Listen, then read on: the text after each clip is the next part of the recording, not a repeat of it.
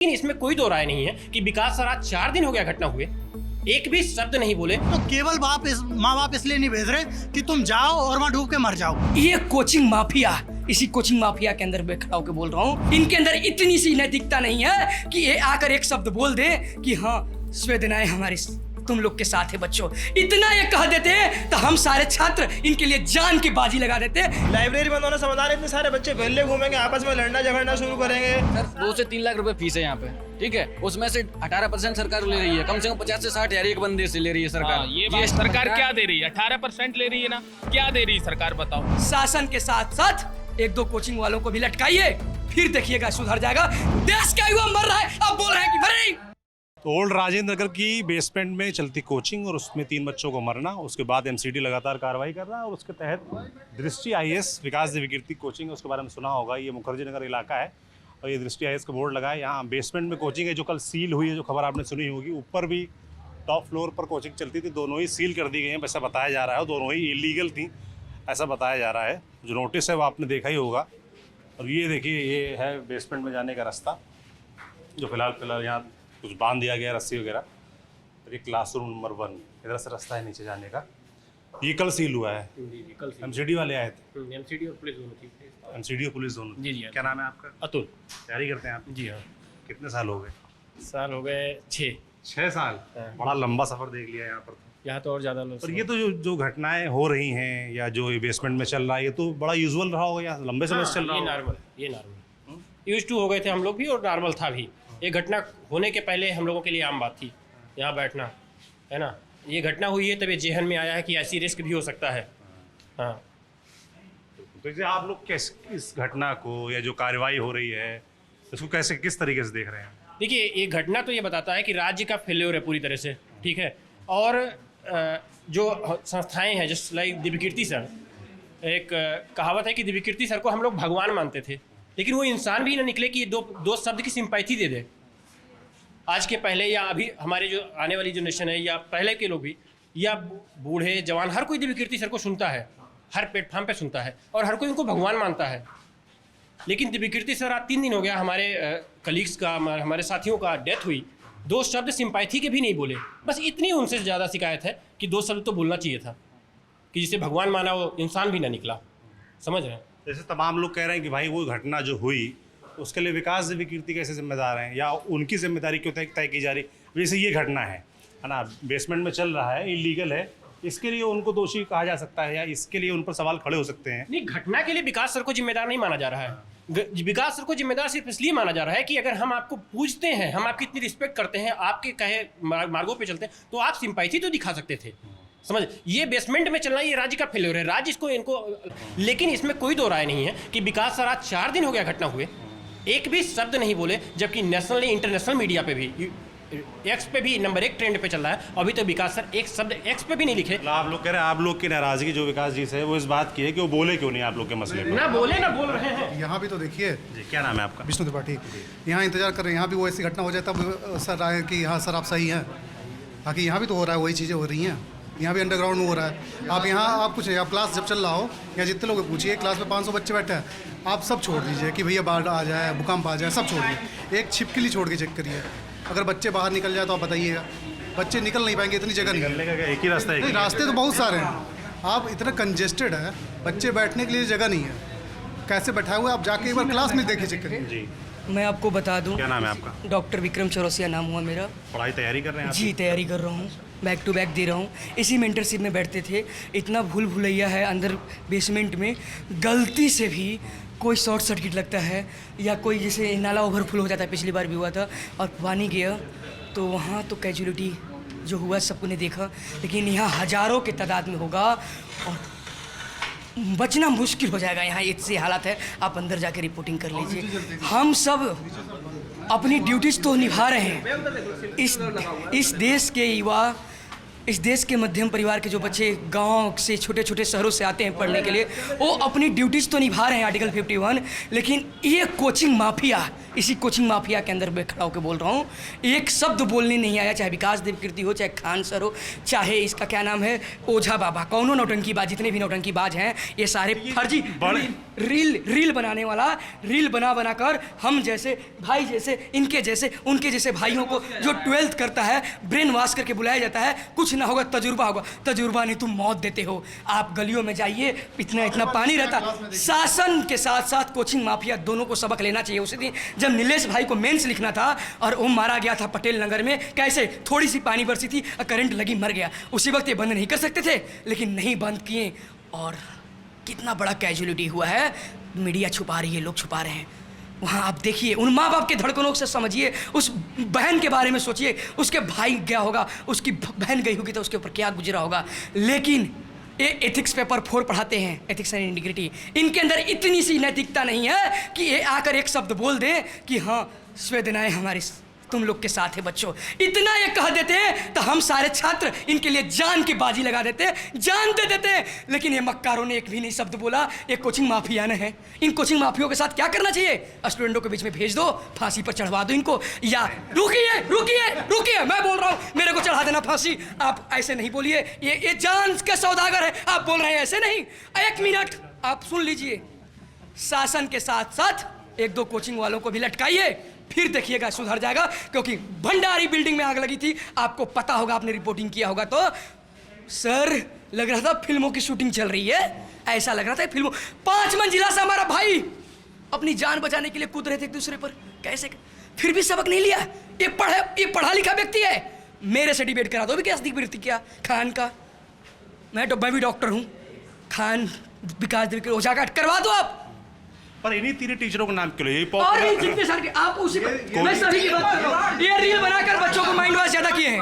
ये रील बनाकर, क्योंकि कोचिंग तो बहुत सारी हैं, बहुत सारी और बड़ी कोचिंग हैं, नाम से भी नहीं। मैं इनसे मेरी दुश्मनी थोड़ा ना है सर, मैं स्टूडेंट हूँ, मेरी बैकग्राउंड आप चेक कर लो, मैं किसी पॉलिटिकल पार्टी में नहीं हूँ, ना ही कोई राजनीति, मैं छात्र की बात कर रहा हूँ, अपने भाइयों की बातें कर रहा हूँ, मेरा पूरा प्रूफ निकलवा लो। मैं किसी राजनीतिक दल में नहीं हूँ कि आप बोल रहे हैं कि इसने का क्यों नाम ले रहा है। जैसे जो नहीं, सारी टीचरों की बात कर रहे हैं जो अपने आप को टीचर तो है नहीं, सौदागर है, मौत का सौदागर, वो गुरु तो है नहीं। वो रील बनाकर वो सिर्फ अपना व्यू बढ़ाकर लोगों तक पहुंचते हैं। क्या पहुंचते हैं?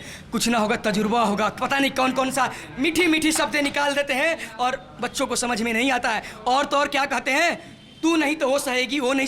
लड़का लड़की क्या सोचता है इस बीच में, जानते हैं? सोचता है हम जाएंगे IAS की तैयारी करने मुखर्जी नगर, नेहरू विहार और राजेंद्र नगर, करोल बाग। अगर मैं हमसे IAS नहीं बनेगा तो मेरी वाली बन जाएगी, और वो वाली सोचते हैं कि हमारा वाला बन जाएगा। इसी चलते में 3-4 महीने तक एक दूसरे के करीब रहते हैं, और फिर तू मैं होता है, फिर कोई और को पकड़ते हैं। ये तो गंदगी फैला दिया है। इस बात को पकड़िएगा गहराई से। बड़ा मुद्दा है आपके पास। सच्चाई है या नहीं? मैं आपके व्यूअर से भी पूछ रहा हूँ, काटिएगा मत। सच्चाई है कि नहीं? अगर मैं सच्चाई नहीं तो फांसी पर लटका देना, भाइयों के लिए मैं कुर्बानी देने के लिए रेडी हूँ। और सिर्फ कहा नहीं रहा हूँ, फांसी मत जाया करो आप यार। जाऊंगा सर, अब जरूरत है। देश का युवा मर रहा है, अब बोल रहे हैं कि मर नहीं, मर रहा है युवा, अब बोल रहे हैं कि फांसी की बात कर रहे हो। हमारा भाई मर रहा है। एक्शन होना चाहिए, बिल्कुल सख्त एक्शन होना चाहिए, इसमें कोई दो राय नहीं है। पर एक न्यायिक प्रक्रिया उसके तहत होना चाहिए। न्यायिक प्रक्रिया को अभी लाइब्रेरी खुल गया साहब, पता है हमने बंद करवा कर आया अभी 2-3 लाइब्रेरियों साथ हो। लाइब्रेरी खुल गया साहब, न्यायिक प्रक्रिया की बात कर रहे हो? कौन सी न्यायिक प्रक्रिया? कहाँ गया तुम्हारा यहाँ का भाई जानना चाहता हूँ आप लोगों नहीं तो लाइब्रेरी समाधान क्या है? समाधान ही ना, बुलाओ इधर, बुलाओ इधर।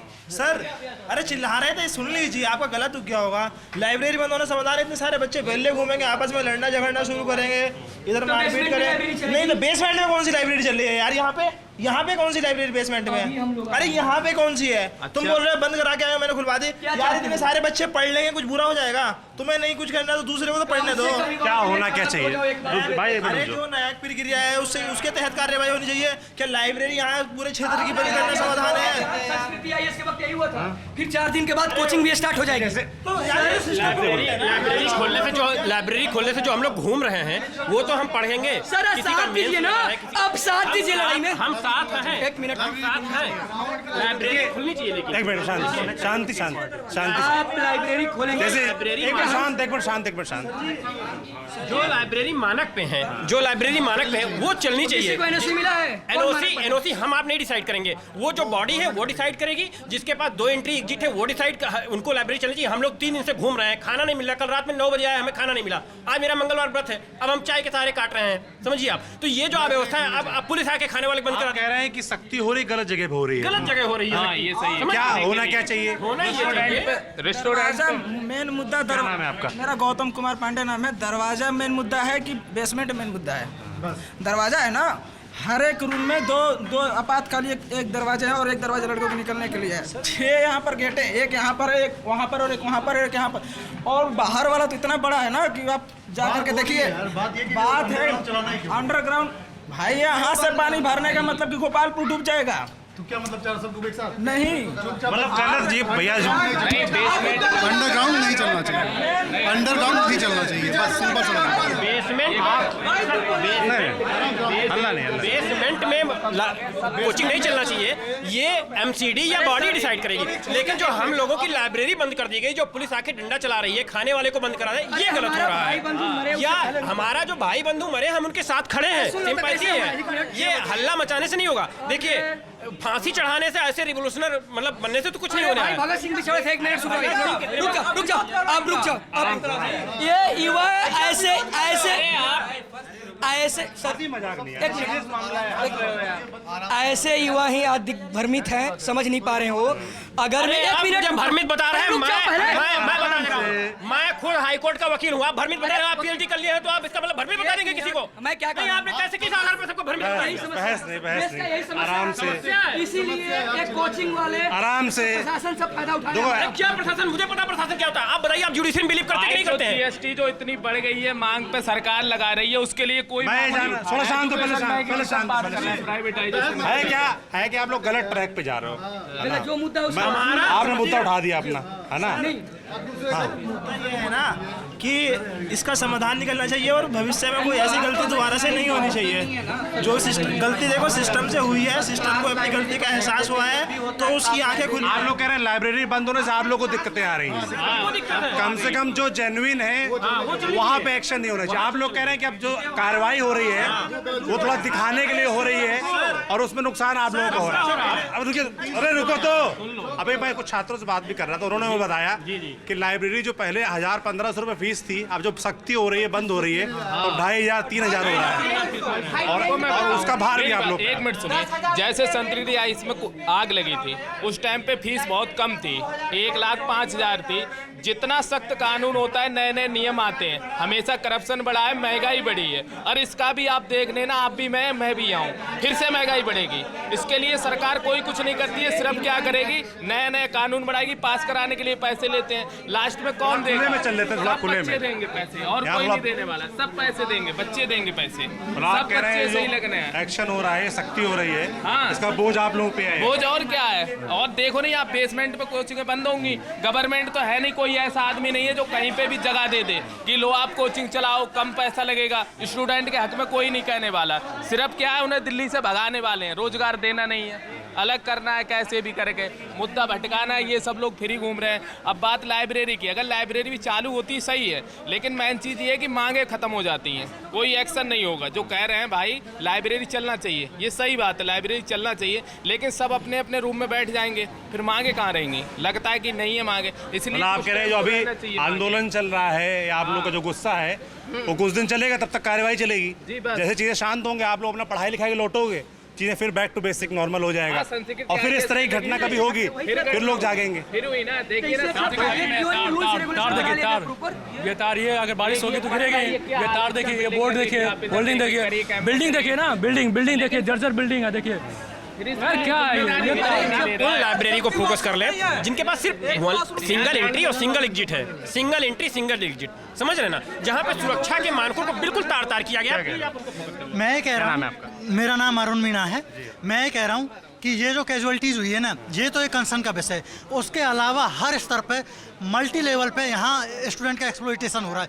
जिस दिन से आता है उस दिन से लैंडलॉर्ड हो, चाहे ब्रोकर हो, चाहे फिर ये खाने की बात हो, यहाँ सब middle class, lower middle class student रहता है, जिसके घर से 10-10 हज़ार रुपये आता है। अब ये श्रेयानंद लाम की लड़की मरी, यूपी की अम्बेडकर नगर की, उसका बाप दूध बेच के उसको पढ़ा रहा था, 2 महीने पहले उसने एडमिशन लिया था। तो केवल माँ बाप इसलिए नहीं भेज रहे कि तुम जाओ और वहाँ डूब के मर जाओ। अब उनकी उम्मीदों के साथ क्या हो रहा है, नीलेश राय मरा, उसका 5th अटेम्प्ट में पीटी निकला था, वो मेंस दे रहा था। हर आदमी को उम्मीद होती है, तो ये पॉलिसी मेकर्स है, फ्यूचर पॉलिसी मेकर्स की आप ये हालत कर रहे हो। यहाँ मुर्गी के दड़बे जैसे रूमों में स्टूडेंट रह रहे, सफोकेशन अलग होता है, वेंटिलेशन की कोई व्यवस्था नहीं।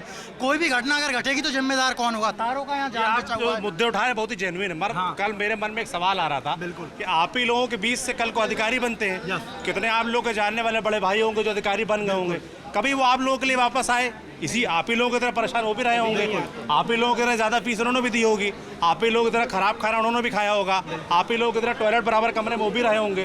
कभी कोई आया आप लोगों के लिए? बिल्कुल कोई नहीं आया। कल को आप लोगों ने आप लोग भी भूल जाओगे। इस मैटर पे कोई बात करने नहीं आया, ये एक बहुत बड़ी दुख की बात है। और स्पेशली मैं कहना चाहूँगा कोचिंग इंस्टीट्यूट के जो डायरेक्टर्स है, टीचर्स है, जो रील्स बनाते हैं, कोई भी सेलेक्टेड स्टूडेंट हो उसको दूर दराज से टांग पकड़ के खींच लाते हैं, उसको मनमाफिक पैसे दिए जाते हैं और अन्य लड़कों के साथ धोखा किया जाता है, सपने बेचे जाते हैं, उनको ऐसे प्रेजेंट किया जाता है जैसे कि ये कोई बहुत बड़ा स्टार हो, इसने बहुत बड़ा गढ़ जीत लिया हो, पुरंदर हो, पूरा विश्व विजेता बन गया हो। और वहाँ से फिर लड़के यहाँ चल के आते हैं और उनके साथ होता क्या, उनको क्वालिटी ऑफ लाइफ के नाम पे क्या मिलता है? कचरा। और ये तो भाई कुछ लोग बोल रहे जब इतनी परेशानियां हैं, इतनी दिक्कतें हैं इस क्षेत्र में, आप लोग को रहने खाने हर चीज़ की परेशानी है, तो फिर पूरे देश का बच्चा यहाँ क्यों आता पढ़ने? हाँ, वो मैं बात बताता हूँ।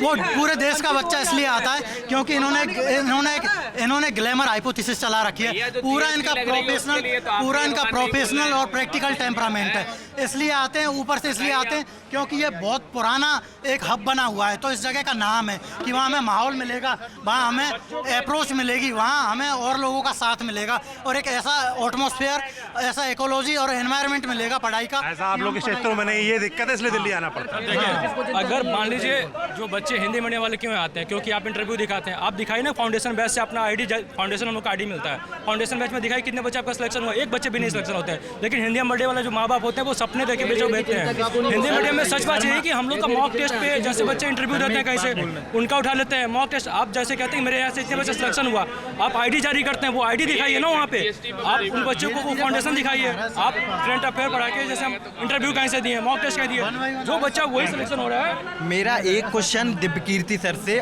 एक क्वेश्चन जो स्टूडेंट तैयारी करने आते हैं उनसे। पहला क्वेश्चन दिव्यकीर्ति सर से ये है कि आप 2-3 दिन हो गए इस पूरे चलते हुए, आपका कोई बयान नहीं आया अभी तक। वैसे तो आप कहीं इस मीडिया पे कहीं बात की नाराजगी बोल नहीं रहे, नाराजगी है। दूसरा ये मीडिया से हमारी ये क्वेश्चन है, ये कोचिंग माफिया के सबसे बड़े सरगना हैं विकास, दिव्यकीर्ति, 1-2 और हैं, इन्हें ऐसे मीडिया दिखाती है छोटे छोटे इनके वायरल वीडियो करके, कहीं कुछ रील, कहीं कुछ करके। और स्टूडेंट से हमारी ये है, क्योंकि मैं दृष्टि में जॉब करता हूं, दृष्टि से ही है कि सबसे है, सबसे सारे कोचिंग दृष्टि से सबसे ज्यादा इसलिए कि हिंदी मीडियम के छात्र दृष्टि को ज्वाइन करते हैं। उत्तर प्रदेश, बिहार से स्टूडेंट सबसे ज्यादा दृष्टि में ज्वाइन करते हैं हिंदी मीडियम के, इसलिए मैं दृष्टि में जॉब कर चुका हूँ। स्टूडेंट डायरेक्ट ये पूछता है कि सर आपकी कोचिंग के बच्चे कितने सेलेक्ट हुए हिंदी मीडियम से। तो स्टूडेंट से मैं ये पूछना चाहता हूँ, आपका ये क्वेश्चन ही गलत है पूछना कि कितने सेलेक्ट हुए। ये तो हम पहले से तैयार करके बैठे हुए थे कि कितने हमारे सेलेक्ट हुए उनके बारे में बताने के लिए हम तैयार हैं पहले से। कितने आए, कितने फेल हुआ, कितने तुमने सेलेक्ट करके दिए, कोई स्टूडेंट ऐसा नहीं है। अनुपात बताओ ना। जो बार बार हो रहा है ना कि क्यों विकास सर की ही बात क्यों हो रही है, विकास सर हुए, अवधोजा सर हुए, जब लाइन पे आप रहेंगे आप हर बार में बोलेंगे कि हम ही स्टूडेंट के लिए सब कुछ है, जो भी करिए हर जगह आशाएं बढ़ जाती तो सिंपल सा लॉजिक है वो। अगर आप मेरे लिए बार बार बोलेंगे कि विष्णु मैं तुम्हारे लिए हूँ, तो हम जाहिर सी बात उम्मीद करेंगे जब हम परेशान होंगे तो आप मेरे लिए खड़े होंगे। अगर आप नहीं आएंगे बोलो हम लोग चुके हैं, ये बहुत परेशान। सर हम लोग, क्या नाम है आपका? अपना होता है अंकित सिंह। कहाँ से होंगे? उत्तर प्रदेश से, इलाहाबाद से हैं। सर हम कह रहे हैं सभी मिडिल वर्ग का ये सपना होता है कि हम IAS IPS बने। उस सपने को जो पूरा करने के लिए सक्षम होता है हम उन्हीं के पास जाते हैं। जैसे ये दिल्ली हब है IAS बनाने वाले का, तो हम आए यहाँ हिंदी माध्यम के लिए बेस्ट कोचिंग थी दृष्टि, तो हमने यहाँ क्लास लिया। लेकिन अगर ये इलाहाबाद में भी होता तब भी हम वहाँ करते। अब ये दृष्टि कोचिंग वालों के ही चाहिए कि हमने अपने बच्चों के लिए बेहतर सुविधा दें।